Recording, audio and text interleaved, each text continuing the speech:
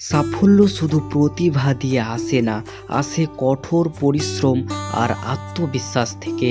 এই কথাটার জীবন্ত উদাহরণ হলেন বিরাট কোহলি, একজন ক্রিকেটার যিনি নিজের অগ্রাসী মনোভাবকে শক্তিতে বদলে ইতিহাস গড়েছেন।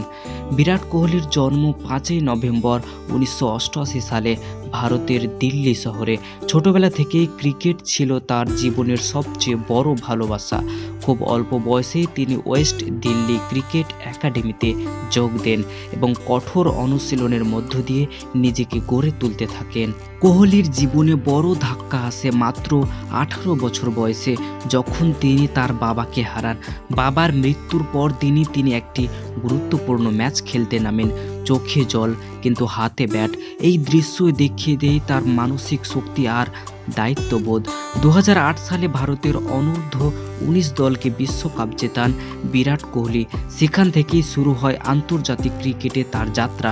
প্রথম দিকে সমালোচনা, ফিটনেস নিয়ে প্রশ্ন, শৃঙ্খলা নিয়ে অভিযোগ, সব কিছুর মুখোমুখি হয়েও তিনি থেমে যাননি। ধীরে ধীরে বিরাট কোহলি নিজেকে বদলে ফেলেন, ফিটনেসকে জীবনের অংশ বানান, মানসিকভাবে আরও শক্ত হন।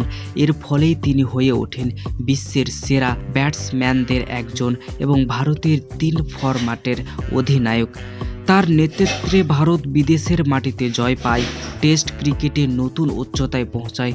ব্যক্তিগতভাবে তিনি ভেঙেছেন একের পর এক রেকর্ড, জিতেছেন অসংখ্য ম্যাচ আর হয়ে উঠেছেন কোটি ভক্তদের অনুপ্রেরণা। বিরাট কোহলির জীবন আমাদের শেখায়, প্রতিভা থাকলেই হবে না, নিজেকে প্রতিদিন নতুন করে গড়তে হবে।